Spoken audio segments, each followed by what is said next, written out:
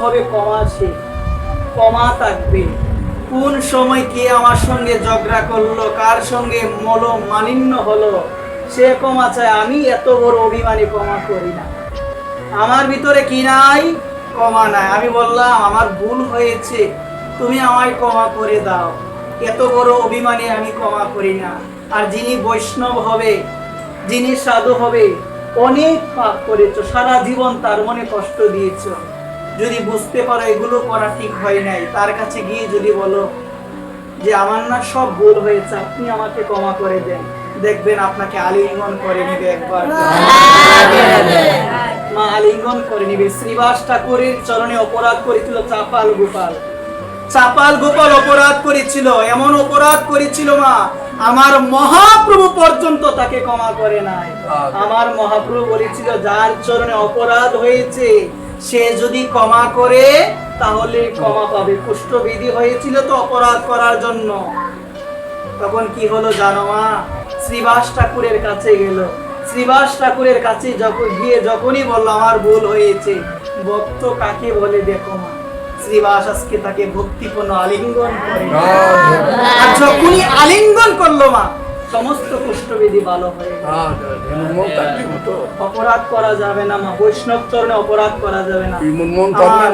সিদ্ধ গৌর কিশোর দাস বাবাজি মহারাজ নবদ্বীপের গঙ্গার ঘাটে যখন স্নান করবে, বয়স 100-র উপরে হয়ে গিয়েছে। আমার বাবা যখন স্নান করবে, বাবা না কপিলটা ভালোভাবে পড়তে পারে না।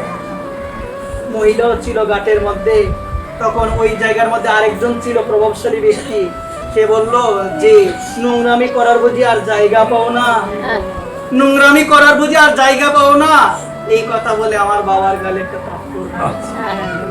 আমার গৌর কিশোর বাবা, বৃন্দাবনের 3 বাবা প্রধান, এর মধ্যে একজন হলো সিদ্ধ গৌর কিশোর দাস বাবাজি মহারাজ, একজন হলো আমার জগন্নাথ দাস বাবাজি মহারাজ, আরেকজন হলো আমার বংশীদাস বাবাজি মহারাজ।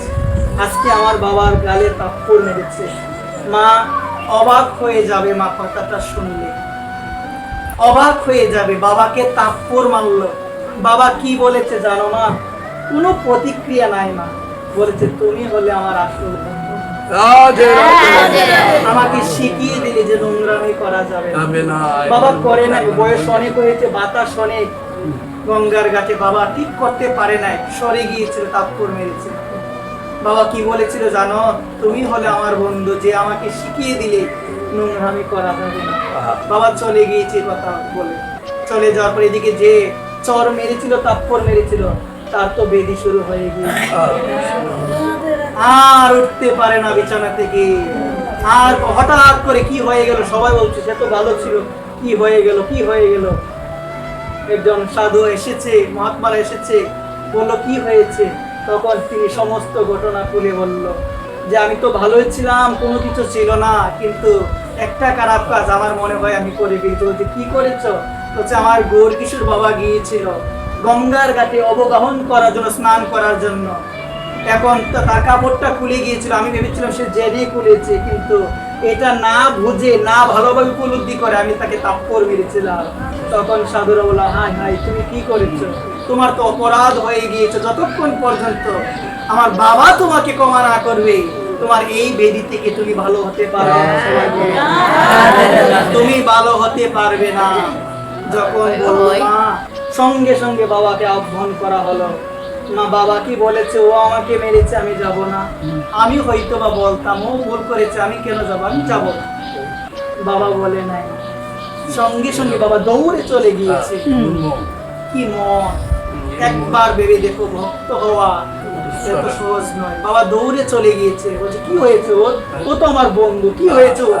সঙ্গে সঙ্গে ওর কাছে গিয়ে, ওর কাছে যখনই গেল, যাওয়ার পরে ও বলছে, ক্রন্দন করে করে বলছে আমার ভুল হয়ে গেছে, আপনি ক্ষমা করে দেন, আপনি আমাকে ক্ষমা করে দেন। এটা বলার পরে মাথার মধ্যে হাত রেখে বাবা বলছে তোমার কোনো ভুল হয় নাই, রাধারানী ওকে ভালো করে দাও। সঙ্গে সঙ্গে ভালো হয়ে গেল। বলো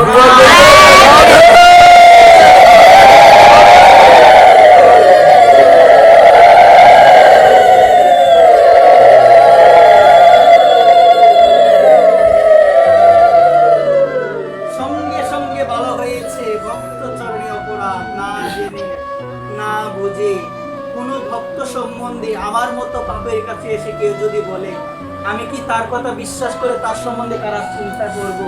ও মা, এখনো যত সময় আছে, কেউ যদি ভক্ত নিন্দা করে কানে হাত দিয়ে দাও। মা, কে কি বললো আমি দেখবো না, আমি দেখবো না। জীবনটা অনেক সুন্দর, এই সুন্দর জীবনটা নষ্ট হয়ে যাবে মা যদি কোনো ভক্তের চরণে তোমার অপরাধ হয়ে যায়। ভক্তের চরণে যদি অপরাধ হয়ে যায়